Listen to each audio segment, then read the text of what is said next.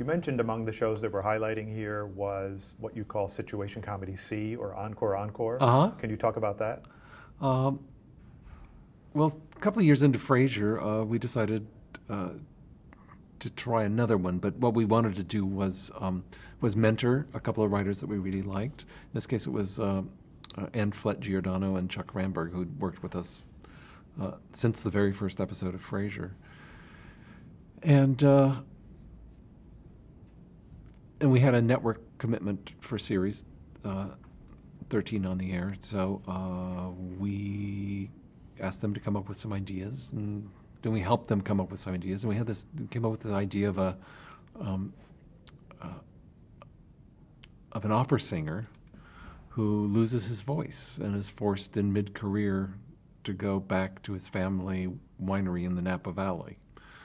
And it was going to be about his relationship between he and his sister, who felt like her life was being encroached upon by this egomaniacal opera star who was now intruding on her family life after he had paid them little attention for many years, and the matriarch of the family.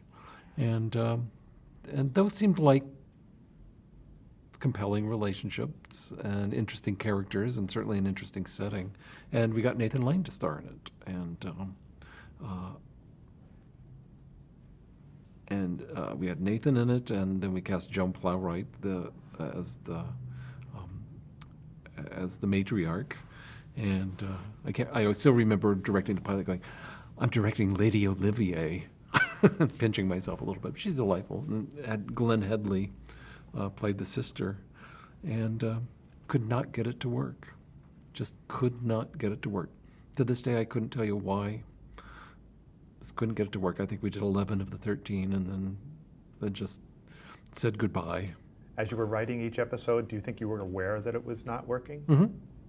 Yeah. I actually, at a certain point, I directed the pilot and stuck around for first couple episodes, and then I went back to tending Frasier, and Peter and David and Ann and Chuck sort of looked after Encore Encore. But it's just one of those things. And it really is a perfect example of we had the best writers from Frasier, good direction, beautiful set, Nathan Lane, who's a comedic genius, Joan Plowright, excellent actress with a funny bone, Glenn Headley, excellent actress with a funny bone, and the combination just didn't work. And, sometimes it just doesn't, and it's nobody's fault, and nobody did anything bad. It just didn't work. Did the lead character spring from your love of theater? I don't think it did. I don't think about the show very often, but I'm trying to think how we came up with that. We like the idea of someone having suffered a loss and is trying to reinvent themselves after that. I think it may have been more related to Sam Malone in Cheers, the alcoholic trying to start his life again as a bartender. There's just something about, I think, the nature of a first episode of a sitcom and someone trying to reinvent themselves. It's a interesting fit. And plus, we were looking for something that had never been done before, and I'd never seen that before. And it was a little risky, going, it's going to be an opera singer. How's America going to deal with that? And you sort of go, okay. At that point, we've been into Frasier several years, and we're going, if it's written well enough and it's funny enough, and the characters are interesting enough, and the relationships are compelling enough, the audience should go with this, because it really doesn't matter what he was or what he did. And one of my favorite moments that we've ever done was the act break of that show, which is Nathan comes into the scene and causes all sorts of trouble, and he's very blustering. He's a bigger-than-life personality. And the act break was him going up in his room by himself and listening to a recording of him singing Nessun Dorma when he had this full, wonderful voice, and knowing that he couldn't do that anymore. And it was really a touching little moment. Evidently, America didn't agree. Or they may have been touched and then switched it off. What was it like working with Nathan Lane? Nathan's great. Nathan's a comedic genius, and I don't think I've ever worked with him. I've worked with actors who are very, very professional, but Nathan is extremely professional. I come to the set, I do my work, I give it 100% every second that I'm there, and then the second I walk off the set, I go to my dressing room and I close the door, and I prepare for my next thing. So it's interesting. You only worked with Nathan. You didn't hang, you didn't party, and it was great. I think we in the audience who see him see this sort of zany wild card sort of a person. That's not the Nathan that was on that show. That's not what that's not what I saw. Encore Encore, like the show we're about to talk about, Frasier, came from your production company, Grub Street. Right. Where did that name come from? From a lot of thinking. We couldn't find it. Peter and David and I needed a name, for the production company, and we thought and thought and thought and couldn't figure it out. And one day, David brought in a paperback book, and it was an English book. I can't remember what the title of it was, but his wife Lynn had been reading it, and she had come upon a fact within it that said that about Grub Street writers, and that it was a term. In England, there was a street that's no longer called Grub Street anymore in London, which was where all the penny dreadful novelists and all the writers who would write anything for money, who were basically considered hacks, they had all their little offices and their little shops down the street, and they did business. Will you write me a story about such and such? I'll give you 2 pence for that, and so. A Grub Street writer is what we would call a hack writer today. And we thought that was sort of delightfully self-effacing. So we named our production company Grub Street Productions. And then in 1993 comes Frasier from Grub Street. Yes. How was that show conceived? It was there were several things that came to play with Frasier. One was that we had left Cheers, I think season 8, and gone away to do Wings, and I'm just a little bit distracted by all that. Is there? We're going to take a break. You're talking about the conception of Frasier and your commitment at the time and how that came to be. Well, there's sort of several ways that Frasier was developed in our thinking, and one of them was we had left Cheers to do Wings, and we stayed at Wings 2 or 3 seasons, I think, and then again we thought, okay, let's try to do another one, and I'm always the reluctant one. I'm going, oh, I don't know, we've got a TV series on the air, it's running, and we thought, oh well, all right.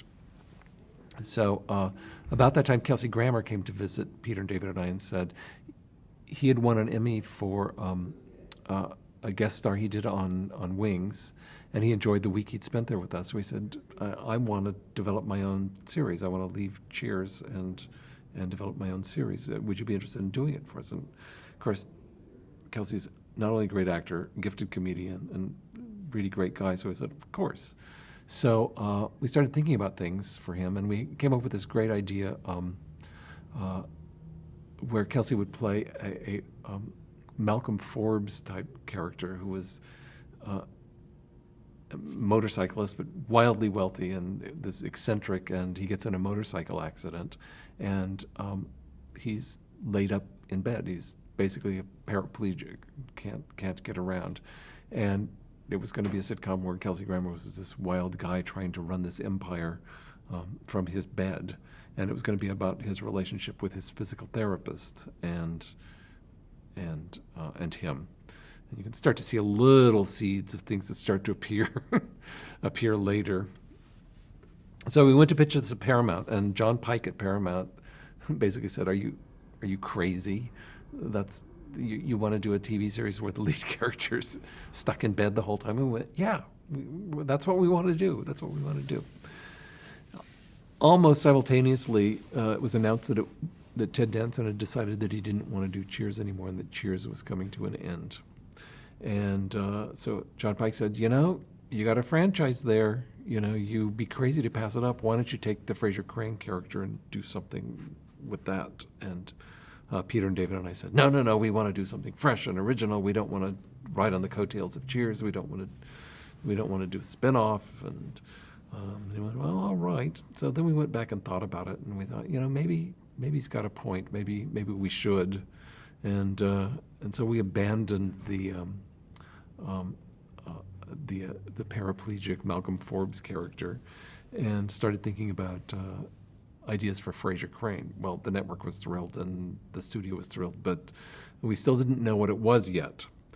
But one of the things we decided at that point was we were timid when we were developing Wings, and we were very careful, and we didn't stray too far from what we knew. And we said, well, whatever this is going to be, we don't know what it is yet, but we want to write something that isn't safe and appeals to us, and that we can write the kind of jokes that we like and not worry about whether people get them or not. And the other thing was we want to re-examine every single convention of sitcoms and decide if they're worthwhile, then we'll do them, and if they're not worthwhile, then we're going to re-examine them and either toss them out or find a different way to do things. We didn't want to do things in whatever the sitcom was going to be that just because that's the way it had always been done. And that was everything from theme music to exterior shots between scenes to the way scenes were constructed. We're just going to look at everything. And so we started, we remember that on Cheers we'd been trying for years to do an idea that we had, which was where Frasier on Cheers had taken a job as a radio psychologist, an on-air guy who solves problems. And we could never break the story on Cheers, but we started thinking about that again. And so we started putting together a show where Frasier was going to be a radio psychologist, and we went down to KABC here in Los Angeles and looked at the guy's now since passed away, Dr. David Viscott, who used to be a radio psychologist here in the LA area, and we watched his program. He was really weird. But we just got to feel like, okay, there's the producer, okay, there's another character, and there's other people in other shows sort of wandering around the periphery. So we put together this show that had Frasier and his producer and a restaurant critic and a sports guy and Chopper Dave the weatherman, and we looked at it and we went, oh, we've just done WKRP in Cincinnati. And so we thought, it's just too reminiscent of that. And plus it was another workplace gang comedy. And about that time, my father had a stroke, and I was coming into that realization that many people my age, many boomers were, that at a certain point they were going to start having to take care of their parents. And I was talking to Peter and David one day, and I said, I was thinking about this thing. I said, it seems to be a common thing that people could relate to of somehow having an invalid parent or a parent who can't take care of themselves anymore, and you having to be responsible for them. So we started talking about it. I said, well, what if Frasier's father had something happen to him? And it turns out my partner Peter Casey's father had been a San Francisco policeman, and that led us to, oh, well, maybe he was a policeman, and maybe he got shot, and maybe he'd been trying to get along on his own, but it was clear that he couldn't take care of himself. So it started spinning that way, and then it was like, well, he may need somebody to help him take care of his father if he takes him in. So then we got a home health care worker, and then the radio station faded to the secondary setting. So we kept the producer and kept Frasier at his workplace, and now we have a father and a home health care worker. And then one day Sheila Guthrie, who was the casting assistant on Wings and Cheers, came in with a photograph. She says, I don't know what you guys are doing for I know you're working on a pilot for Kelsey, but if you need a brother, here's a guy who looks sort of like him. And she held up this picture of David Hyde Pierce. We'd never heard the name before, and we thought, well, yeah, he looks like him. That's sort of interesting. She said, he's really good. Let me bring some tape over. And so she brought tape over of a show that he'd done called The Powers That Be, and we saw him on there. We went, well, we have to write this character for this guy. So that's how we filled out the Frasier bouquet of characters, and that's how it became a family comedy. I remember when we went to pitch it to the network, Warren Littlefield and Jamie Tarsis were floored when we said, we're going to pitch you a family comedy, because they thought they were going to get another workplace comedy, because they thought that that's all we like to do, and that we considered family comedies too sentimental. And we had also a famous casting thing with that, because usually casting is so difficult and takes so long.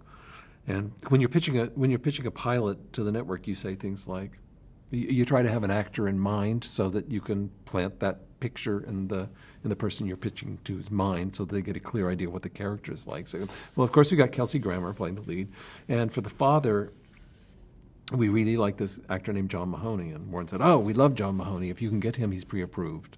And they said, and for the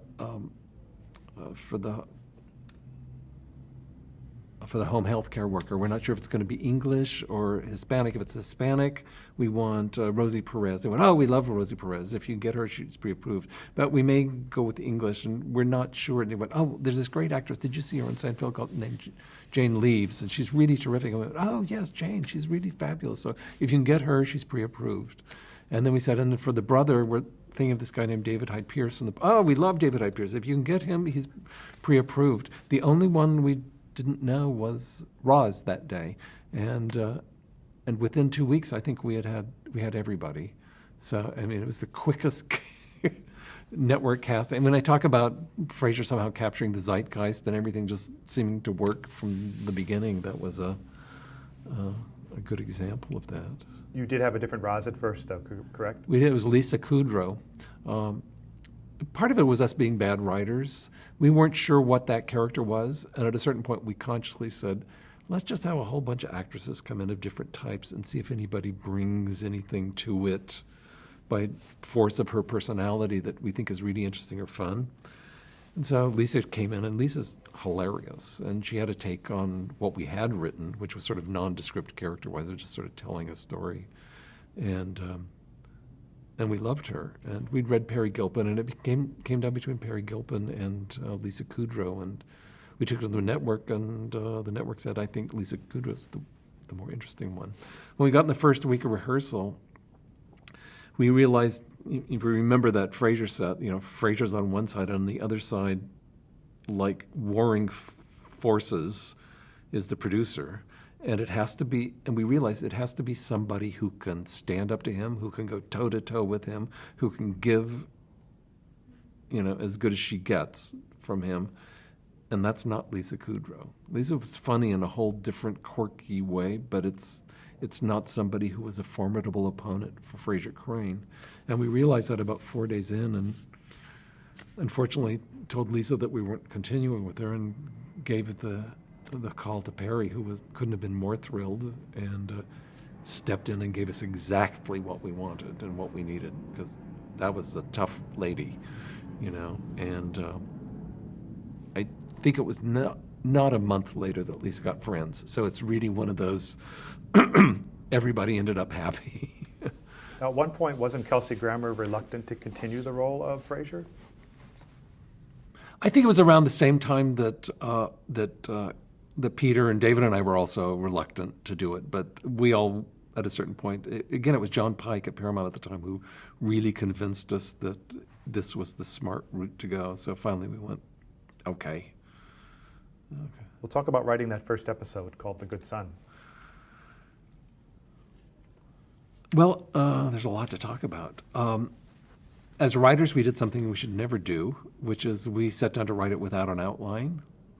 We knew who the characters we were. who the characters were, what we wanted them to be. Actually, we had not made the Rosie Perez, the Hispanic or English decision.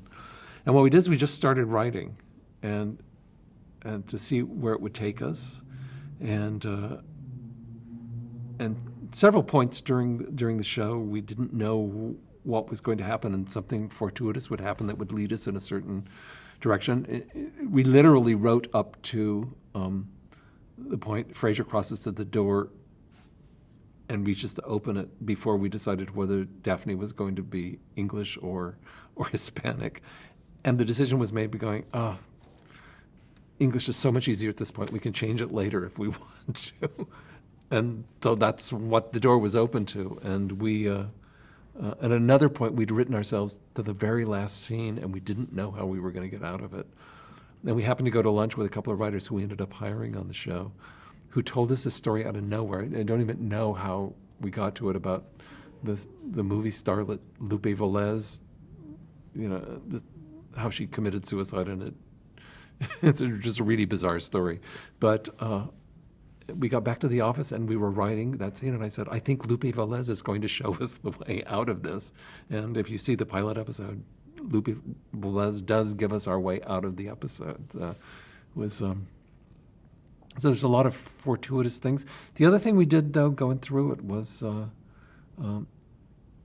at the time, Seinfeld was on the ascendancy, and it was the beginning of what I call short attention span theater, where the scenes in sitcoms had gotten shorter and shorter and shorter until it was basically, here's an exterior of a building, you come inside for 2 or 3 jokes, and then you're on to the next scene. Lots of scenes, short hits, and those work great. They're wonderful.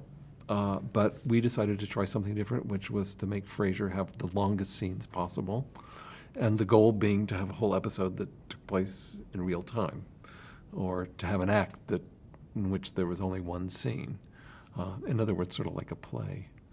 And then we would re-examine everything. Do we need those exterior shots of buildings? Is the audience smart enough to know that if we're in Frasier's apartment that he's probably inside an apartment building and we don't need to see the outside of it? And then it was, okay, if we don't do that, what do we have in between? And that's where he came up with the idea of these black cards, which in the pilot were merely expository. They sort of helped us keep from bad exposition, like, well, Niles, you're my brother, and as you know from our childhood together, our father is, we put the card up to go, the brother. So the picture of David Hyde Pierce comes up and you go, okay, I don't have to do sloppy exposition to explain who he is. And then it was like, well, if we're going to do those cards, is there music underneath them? And we went, no, we don't have to have music. And to this day, I think it is still the only sitcom that does not have interstitial music cues, for whatever that's worth. How did you try to distinguish this Frasier from Cheers' Frasier? Well, what you had to do is Frasier on Cheers could afford to be out there and broad and a little bit crazy and a little bit unpredictable. Because he was a peripheral character, he wasn't the anchor of the series. Sam Malone was. But if you're going to make Frasier the center of a show, don't think of the show in later years. Think of it in the early years.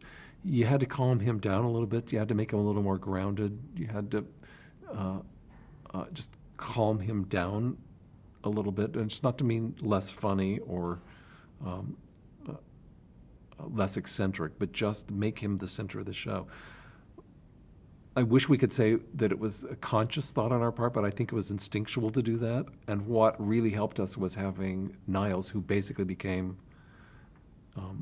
somebody once said, Niles was Frasier before he walked into the Cheers bar. So Niles became basically who Frasier used to be on Cheers. What was it like taping that first episode that night? It was sheer joy because it had been a great week. It was one of those things where everybody knew it was working. Again, it had captured the zeitgeist, except for the glitch with Lisa Kudrow.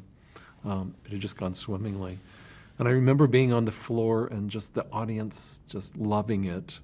And I turned up to the little booth where Jamie Tarsis and Warren Littlefield, the network people, were standing. And at a certain point, as we were near the end, I turned around and I caught their eye, and they just went. And I went, when was the last time you ever saw a network person do that? So it was pretty exciting. Did you sense anything at all not working about the show that night on the floor? No.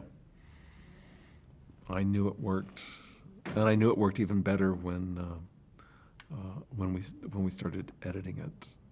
I just went, this has a different feel to it. It feels fresh, but it's still funny. And another thing that we tried, which people go back and look at the pilot, is there's an actual fight between Frasier and his father, about a minute long. It's quite serious, and there's no jokes in it, and it's pretty mean. And I do remember having a discussion with the network that was saying, are you sure you want to do this in a pilot episode where your two main characters are basically at each other's throats? Aren't we afraid that that's not going to test well? Aren't we afraid America isn't going to love that? And we finally said, it's real. It's what would happen at this point in the story, so let's not be apologetic for it. Let's just go for it. And it's still one of my favorite parts of the series. I think it's maybe the part that gives it the heart. Was there any issue in testing with that scene or in any of the scenes? No, the show tested through the roof. So. You didn't write any other episodes of Frasier beyond that first episode? I didn't, because I was into directing then. By that time, I directed a whole lot of, I directed a whole bunch of Wings, and I was directing a whole bunch of episodes of Frasier then. And truth be told, is that I was desperate to get out of the writer's room, because the hours, I just couldn't. I'd done it for too many years, and what I found was that I was happy to come in and help break the stories. I was happy to be there for advice, go to run-throughs, give notes, but I couldn't stay those late nights anymore. I just couldn't. Well, not that I couldn't. I didn't want to anymore. You didn't miss the hours? Did you miss the creativity that went into writing? No. Because basically I was getting all the creativity that goes into writing. I mean, I was helping think of the stories, so there's a great deal of creativity there. I was giving notes on scripts, so there's a great deal of thought and creativity there. I was getting to go on stage and interact with the actors and give notes. Plus, my creative itch was getting scratched because I directed usually 8 to 10 episodes a season of the show, so I was getting scratched on all the right places and not having to do those, I just grown weary of it, of actually putting pen to paper, because it's hard. In that first episode, in that first season, how did you and Peter and David divide up responsibilities? We basically all did everything together. The breaking of stories we did together with the other writers, the giving of notes we did together, the run-throughs we went to together. Because if it was an episode I was directing, that's when I would, because I would have to be there earlier in the day, I was allowed to leave a little earlier in the evening. And it was pretty evenly split up. How did Christopher Lloyd come to be involved in the show? Well, Christopher was, I'm trying to think, I think Chris did Wings for us a couple of years, and then we put together a small staff to do the pilot of Frasier, and that was Ann Flitt, Giordano, and Chuck Ramberg, and Christopher Lloyd, and Peter and David and I. I think it was just the 6 of us. There may have been somebody else, I can't remember. And then I think we added a couple other writers that first season, and went with a fairly small staff. I think the first year, Joe Keenan came in at the end of the first season and stayed with us almost through to the end. Chris Lloyd, Chris Lloyd is sort of the uncredited, one of the great uncredited voices behind Frasier, because he was there from the beginning. He understood it as well as anybody. And when Peter and David and I started pulling back, he was the one who really took over and was in charge. he and Joe Keenan basically ran it for several years. At some point, Christopher was also working with his father, David Lloyd, Yes. on that show. How was that? It was weird for him. I remember, I remember we asked him, we said, your dad is available as a consultant, which means he would come in one day a week, to come to a run through and then stay for a rewrite. And I said, is that going to be weird for you? Because if it is, we won't do it. And he went, no, it's all right. And then after the first day it happened, he said, it's like that feeling when your parents came to your school. It's like you go to your teacher going, my father's in my classroom. Just that strange oddness about things not being in their right place. How were the ideas for the episodes developed? Were there guidelines that you tried to follow? Well, the one thing we always tried to do is we tried to make them come out of personal experience, because even if it was just a little gem of something that leads you on to something else, I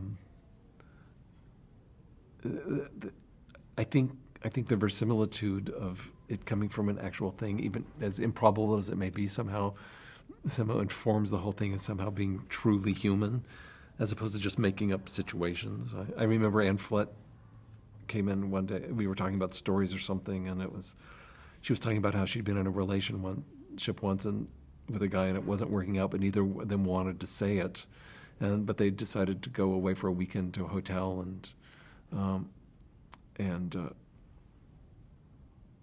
and basically they woke up in the morning, they ordered room service, and the room service was delivered, and she'd gone into the bathroom, and she just heard her boyfriend say, honey, I just got to tell you, this isn't working. Or this is not right. That's what this is not right. And she went, I'm so glad you said that, because I've been meaning to tell you the same thing. And he went, I meant the room service order.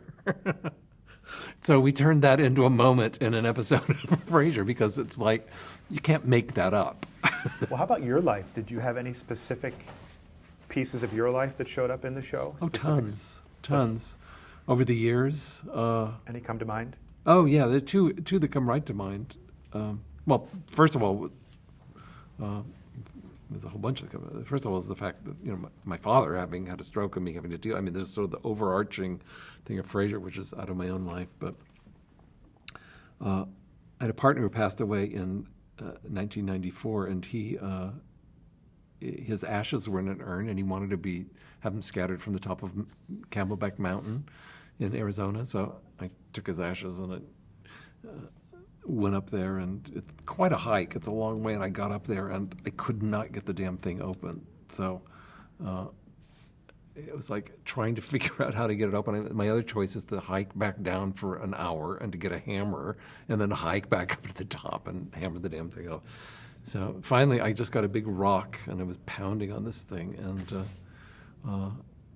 finally got it open, and the ashes were scattered, and I was telling the story sort of half seriously about how frustrating it was, and not a particularly happy moment. But and of course somebody said, "Oh, that'd be really funny if Niles is struggling with his aunt's ashes and he can't get it open, and you just see him in the background trying to get this thing open, and he's pounding on the thing." So I went, "Okay, use it. Everything's fair game." Another one I think about was I had gone to the movies at the movie complex on the corner of La Cienega and Beverly, a big parking structure, and I parked near the top of it. And the movie got out, and I get in my car, my Mercedes-Benz 560 SL. That's important to the story. And the line, there's only one attendant, and the line to get out of the parking lot is so long that it's taking a half an hour to get down to where you pay the thing. And I get down there, and the guy says, "You're over your time. You're 15 minutes over your time." I said, "But I wouldn't have been if there hadn't been a line." And I got into an argument with the guy, and I refused to pay the extra $2 for the parking thing, because I went, "That's ridiculous. I would have been out of here on time except for your incompetence, your parking thing." And people are honking behind me, and I'm refusing to move. Finally, he throws the $2 at me and goes, "Okay, fine, Mr. Mercedes." Of course, I just shrunk down to the size of a mushroom in embarrassment. And what was I doing? Well, that totally turned into an episode of Frasier where Frasier stood his ground at a parking attendant who was trying to charge him too much for parking. So. Did he pay the money? Uh-huh. Did Frasier pay the money? No. Okay. The episode actually had the line in it, although it was, I believe it was a BMW. All right, Mr. BMW. So. How did this writer's room differ from other writers' rooms you were in? Well, it changed all the time because we went through a lot of writers. I mean, nobody certainly took joy in it, but one of the things people used to say was, here's the good news is you got hired as a writer on Frasier. Here's the bad news, you got hired as a writer on Frasier, because we expected a lot of people, and if they didn't deliver, they were gone. So there was a big influx. So the room changed a lot, but the thing we heard from other people who came in was that it was much like the Cheers room, that they were surprised by the silences, that it was okay to sit quietly and think, as opposed to it wasn't a writer's room where you're tossing pencils up into the air trying to make them stick, or you're playing foosball in the corner, or everybody's trying to entertain everybody else. It was a fairly thoughtful, quiet room. The writers that stayed, what did they know that the writers didn't know who didn't stay? How to write well. Talk about working with James Burrows again. Oh, I'm going to get in trouble with that one. No. There was we never hired bad writers on the show. Some of them weren't good fits. Let's put it that way. Understood. Uh-huh. James Burrows again on Frasier. Mm-hmm. What did he bring to the show? And James Burrows brings what James Burrows brings to every show, which is insane amount of talent, a great sense of what works and what doesn't work, a great sense of comedic invention. You'd always walk down on the stage on a show that Jimmy directed, and there would be something that wasn't in the script, not words, but a piece of business or something that was in at least an attempt to find some humor in what was going on, other than what was dictated within the confines of the page. I would say 60% of the time we'd say, no. But the 40% of the time that it did work, we go, great, let's leave that in. Did you learn directing from watching him? I would say the vast majority of it, yeah. Well, directing TV. I was trained as a director. I studied my master's degree in directing for the theater. So there's part, as part of it that's the same as directing a play. The first 3 days of directing a sitcom is directing a play. The second 2 days is directing a movie. It's a strange, double-hatted, left brain, right brain job. How about this particular cast? What was it like to direct the Frasier cast? Well, this cast got along better than any cast I've ever been with. They generally liked each other. They hung out together. Mutual respect, all self-starters, amazing lack of temperament. It feels like I may be disappointing the fans and that I can't tell a lot of dish, but on a professional basis they all got along great, and then on a personal basis they all got along great. Sure, over 11 years people are going to have their contretemps, but for the most part, just really got along well. And a lot of, and he's talked about it publicly, so I can talk about it here. There was a lot of rallying around Kelsey, who was having some difficult times the second, third season of Frasier.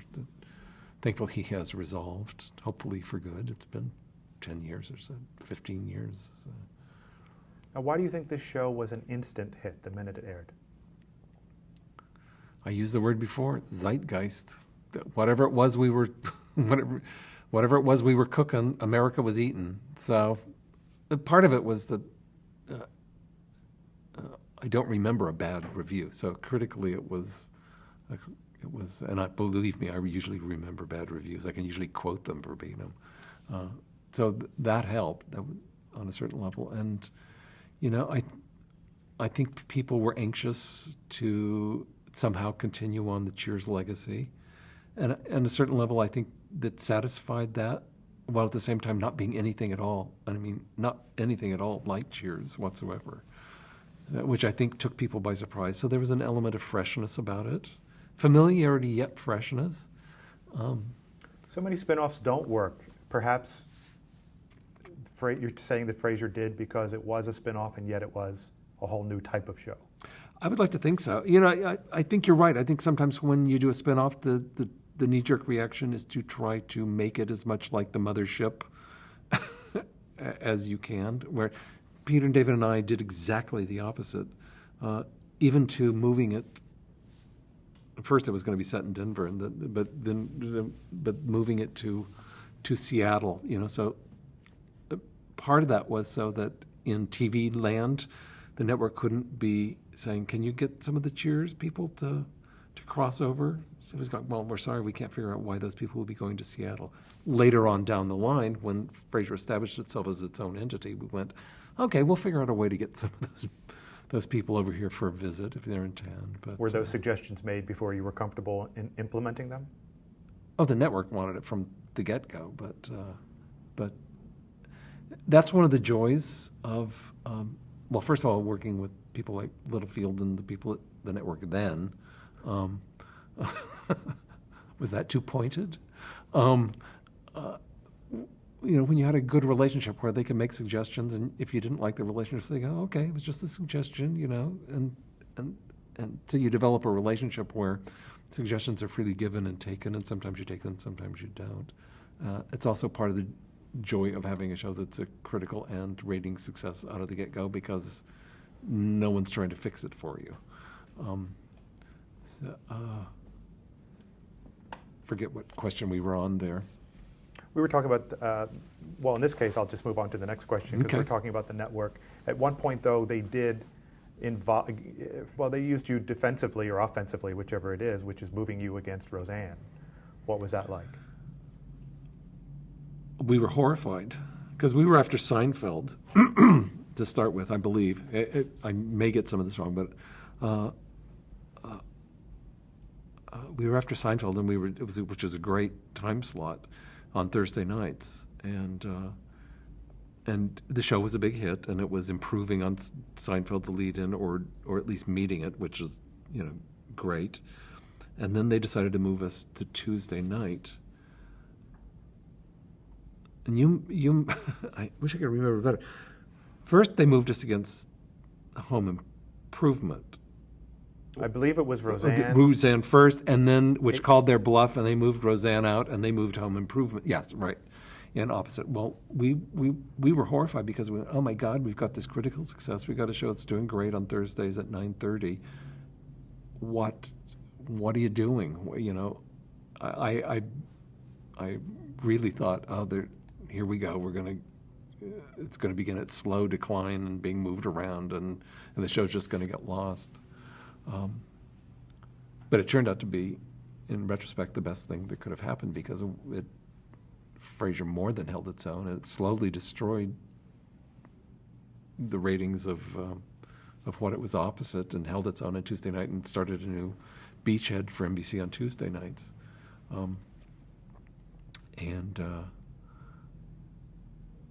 Actually, I believe at one point, maybe Frasier, Wings, and Uncle were all on Tuesday night. I think at one point. At one point, I had 3 shows on Tuesday night. It was very brief. Oh, that's right. That's right. At one point, we were trying to think of an ad campaign called Ebola Tuesday. Joe and Brian sneeze on Wings, and Frasier dies of the disease on 9th. It was a strange little sidetrack there. You can skip past that if you like. Well, beyond the launch of the show, was there much involvement with NBC? Did you and Peter have much involvement with NBC during the course? I remember Don Ohlmeyer called us in, because at the end of the first season, we did. We had this idea, and Peter and David ended up writing it. I didn't write them with it. I just helped them break the story, called My Coffee with Niles. And it was an episode where Frasier and Niles sat in Cafe Nervosa for the entire half hour and just talked about whether they were happy or not.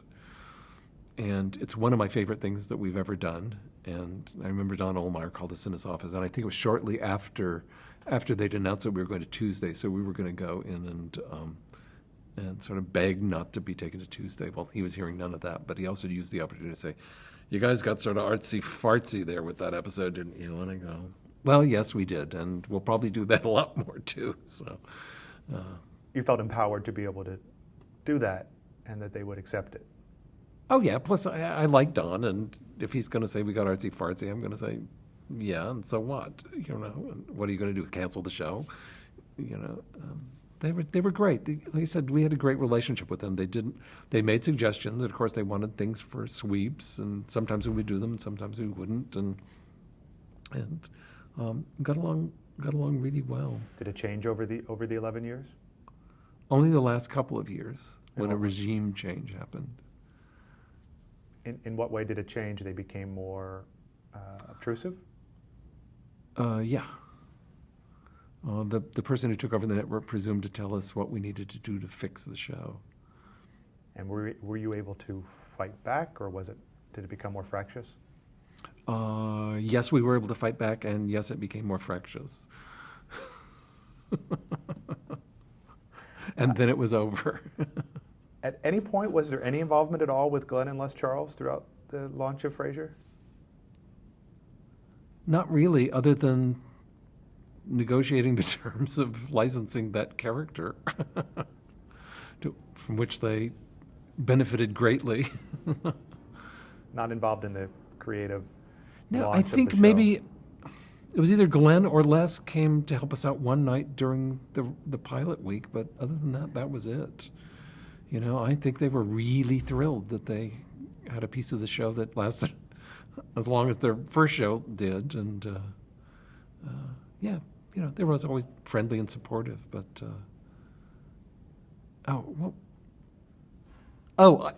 you know what we did as a courtesy to them? I'm sure it was a legal thing too, but it didn't feel legal. It felt more like a courtesy. Every time we wanted to use, like when Ted Danson wanted to come back, or Shelley Long, or something, every time we used one of those characters on the show, we called them and said, "Do you mind if we use that character?" And of course, they always said yes. They always asked us what we were doing, but you know, we had to be reminded that those characters didn't belong to us, even though we're in the same world. Now, there's a famous episode called The Matchmaker Mhm. that you won the DGA award for, Mhm. and an Emmy And an Emmy for directing it. right? Why don't you talk about that? Because it was quite a significant show, wasn't it? Well, it didn't seem to be when we were working on it. It was written by Joe Keenan, and it was very early in the second season. And Joe has a love of classic farce, and he is the best person I know currently alive who can write them, and. One of the reasons I was just talking about this with somebody last night, actually. I was talking about true farce in the sense of a Feydeau farce, mistaken identities and complicated misunderstandings. Extremely, extremely, extremely difficult to do and to pull off well. And so a lot of people tend to poo-poo them, and I think it's because they can't do them. So, that's just farce. That's just silly little farce. Okay, well, if you want to poo-poo it, let's see you do one. And do it well. Joe is just excellent at it. And I love them myself, and I think I have a flair for directing them. So over the years of Frasier, I think we probably did 8 or 9 of them. I actually would love to get together a collection of the Keenan Lee farce episodes of Frasier. They're pretty fun, I think. And Joe had this idea of, we were sitting there talking about, Frasier having a new boss come in town, a handsome guy, ended up being played by Eric Lutz, who went on to do Caroline in the City. And there's a new boss come into town, and through misunderstandings, Frasier is trying to set him up with Daphne as a blind date, but the guy misunderstands and thinks that Frasier is gay himself and is asking him out on a date to his house, and hilarity ensues. And I thought it was a good episode during the week, but then the night of the filming, the audience went insane, and I went, oh, I think there's something else going on here. I think this is much funnier than we think it is. And then when it aired, it just got all this press and won awards for it. And What do you think the audience was responding to, that there was a show addressing a gay subtext that normally don't? no, I think the audience was responding that it was damn funny, you know. And the gay thing was just, and it wasn't a subtext; it was out in the open. But it was just a means for fun and misunderstanding, as opposed to it being a gay episode of important social content. You know, it was, and we did that several times. Also with gay themes too, several times. It's a good way for misunderstandings, and that's sort of the lifeblood of farce. We did another farce that I really am proud of called The Ski Lodge, where all the principals went away for a weekend at a ski lodge, and there was a ski instructor who was there, and Daphne brought along one of her friends. It was one of those things where everybody was in lust with someone else, and once we figured out, Joe and I figured out the story, went, okay, we can do this, but I need to be able to see all the doors to all the rooms in one single shot. So I said that's often why farce doesn't work in TV or film, is because on stage you can see who's going in and out of who's been and going, they're peeking out here. You can see what's going on simultaneously. But in film or TV, you usually can't do that because you're doing cuts and you're not really sure what's going on when it's going on. It's just not as effective. So Roy Christopher, the set designer, said, okay, but I'm going to have to tear down half the set, and you're going to have to pull your cameras way back. But darn it, I got my shot where I've got all 7 doors in one master shot, and that one turned out really well too. It too had that had a funny gay sensibility to it. Much of Frasier did. Yeah, well, the ski instructor was gay, and led to David Hyde Pierce, who also thought David Hyde Pierce was gay, and led to Niles having the famous line, "I'm not gay, Guy." So. Was there feedback through the course of the show with a lot of the gay sensibility? I mean, even the show itself would reference it once in a while. They would wink that, yes, we know that we're making gay jokes. Was there feedback about that? Not really. One of the things we were really doing was trying to have fun with just stereotypes and flip them on their ear. Which is where you have the 2 most effete stereotypically gay characters on the show were the inveterate heterosexuals. Isn't that right? Inveterate? Wow. That word came out of somewhere, and I'm not sure if it's the right one. Anyway, we're definite heterosexual. And that's Niles and Frasier. And you would get this feedback, a lot from the gay press going, oh, well, of course they're really gay. And I go, no, they're really not. Niles really loves Daphne. And then we would have fun with the Bulldog character being played by an out gay character who is the toughest guy around, an out gay actor is the toughest guy around. So we were always having fun playing with stereotypes and stuff like that. But that was just for our own amusement, basically. And all part of your intention to smash convention when you started the show? Absolutely. After the 2nd season, Chris Lloyd became showrunner? If you say so. How did your role change beyond that point? It basically stayed the same. I was still Peter and David and I were still responsible, and we were still there almost every day, or I was on the set directing.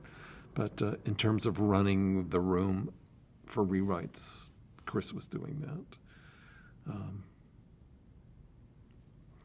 You mentioned a lot of the Cheers cast eventually made appearances on Frasier. Mm-hmm. What was that like, having them on the set?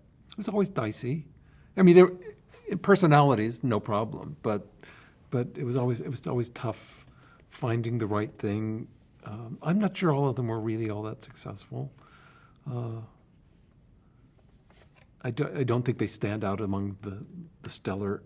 They certainly weren't bad episodes, and it was fun to see those characters again. But I actually thought the Shelley Long reappearances maybe worked the best, and I think it's because she had the most real connection with that character. There was a reason for her to be around and a reason for shared memories and stuff. And you know, think about a bar you might have hung out in, and how all of a sudden, if 15 years ago somebody you hung out with a bar in New York City comes to LA and goes, "Hey, I just want to look you up. Let's have an adventure together." It was like, no, I'm happy to chat with you over a drink quickly, but then I'll see you. You know, it was hard to get a realistic story out of them. And it must have been difficult for both the writer and the actor to find those voices again if they haven't been that character. It was, and I'm not sure with Ted. On a certain level, they were fine. The episodes were fine, and everybody did perfectly good jobs. But I just don't think. I'm not sure that it was a. With the Ted one, I'm not sure it worked. With the one where the barflies, that Rhea and John and Norm came, I'm not sure that worked all that well. And I mean, like, it was pleasant to see them, but I'm not sure in terms of an episode really, singing that it worked. Of course, the Lilith ones were great, and Bibi was great too, because she didn't enjoy living in Southern California, so she didn't want, and she was often busy doing things on Broadway and stuff. So she only wanted to do one a year, and so it could really be a special thing. And it was always nice when she was there, because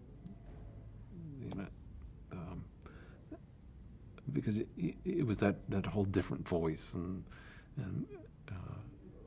that was a fun. Of course, we did that. I think we did once or twice a year, almost every year. So. And she again had that legitimate claim to Frasier. Exactly. Well, they have a child together, so there were issues to deal with. One of the great running gags about Frasier was the guest voices on the phone-in. Mm-hmm. How did that idea come together? That was actually my idea, and I totally copped to that. It was an afterthought. Basically, what we were going to do was just we hired actors for the pilot to do the two call-in voices during the filming of the pilot, and somewhere in the process, I thought, those could be anybody. I wonder if we should make them, see if we can just get celebrities to do them, just as anything else that would help us with the promotion and the publicity of the thing, and just make it a little bit different. And so I think Linda Hamilton was the very first one, and Griffin Dunn were the first two voices in the pilot. And what was great is they literally could phone their performances in. Maggie Randall, the line producer, would arrange for whoever we wanted to do it, and she'd send the script out, and then she'd call them up on the phone and basically patch it into the recording device, and they would record the material. It took 5 minutes, and you'd go, "Thank you very much," and then we just got a little bit of press off of it, and it was sort of fun. And then it was fun for us too, because after a while we realized we didn't have to limit it to actors. So it's like I'm a big musical theater nut, and so I said, "How about Harold Prince? Sure. How about Betty Comden and Adolph Green? Sure." And then it was like like an astronaut, a baseball player. So everybody got to have sort of their favorite people have guest spots on Frasier. All literally phoned in. I think a couple of them who maybe lived in the area stopped by a sound studio, but mostly it was just done over the telephone. And the audience on show night would hear the guest voice. Yeah, no idea who it was going to be. Okay, we're going to take a quick break and then wrap up with a few more questions. Great. Oh, now.